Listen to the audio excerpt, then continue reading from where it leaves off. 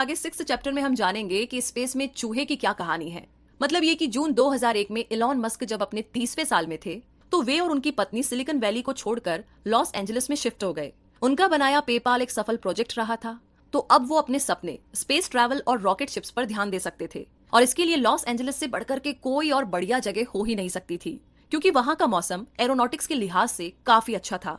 Musk ने अपने जैसे ही कुछ लोग ढूंढ लिए। उन्होंने मार्स सोसाइटी नाम का एक ग्रुप भी ज्वाइन कर लिया था, जो मार्स पर जीवन की संभावना तलाश रहा था। ट्रांस लाइफ नाम से इस ग्रुप का एक प्रोजेक्ट भी था। ये एक कैप्सूल के आकार का बनने वाला था, जो कि अर्थ के चक्कर लगाए, और इसके क्रू मेंबर्स चूहे बनने वाले थे। मस्क ने $5 लाख मार्स सोसाइटी और इसके प्रोजेक्ट के लिए दिए। उन्होंने सुझाव रखा कि ट्रांस लाइफ मिशन को मार्स तक ही एक्सटेंड करना चाहिए।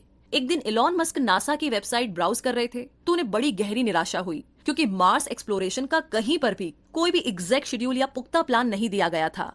तो इलॉन ने एरोस्पेस पर कई किताबें पढ़ी। उन्होंने रॉकेट शिप को प्लान करने के लिए टैलेंटेड इंजीनियर्स को अपने साथ काम पर रखा। उन्होंने कम बजट वाले रॉकेट्स का परफॉर्मेंस स्टडी किया, और उस टाइम के रॉकेट सिर्फ रशियन बनाते थे। बॉइंग और लॉकहील बहुत ज्यादा महंगे थे और बड़े से बड़े सैटेलाइट्स उठा सकते थे। तो मस्क का आइडिया था कि कुछ सस्ते रॉकेट्स बनाए जाए जो कि रिसर्च और कमर्शियल इस्तेमाल के लायक हो। तो जब ईबे ने पेपाल खरीदा था तो मस्क ने इस डील से $100 मिलियन की कमाई की थी। उन्होंने ये सारा पैसा मार्स के लिए रॉकेट शिप बनाने में लगा दिया। आगे जून 2002 में स्पेस एक्सप्लोरेशन टेक्नोलॉजी बनाई गई। इसमें इलॉन के साथ मार्स सोसाइटी के मेंबर और लॉस एंजलिस के वो सारे लोग जुड़े जो कि स्पेस एंथुजियास्टिक थे।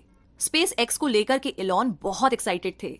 हालांकि इस दौरान उनके परिवार में एक बहुत ही दुखद घटना घट गई। उनकी पत्नी जस्टिन ने एक बेटे को जन्म दिया था, जिसका नाम नेविडा अलेक्जेंडर मस्क रखा गया था। लेकिन 10 दिन के अंदर ही वो बच्चा चल बसा।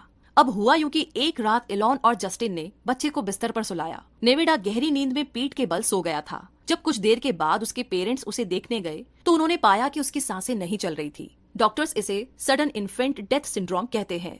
तो जब तक पैरामेडिक्स बुलाए गए तब तक दिमागी रूप से बच्चे की मौत हो चुकी थी। उसके दिमाग में ऑक्सीजन की सप्लाई नहीं पहुंच पाई थी। उसे 3 दिन तक लाइफ सपोर्ट पर रखा गया। बच्चा जब मरा तो जस्टिन ने उसे अपनी बाहों में पकड़ रखा था। वो बुरी तरह से रो रही थी, मगर इलॉन मस्क ने कहा कि वो इस बारे में कुछ नहीं कहना चाहते हैं।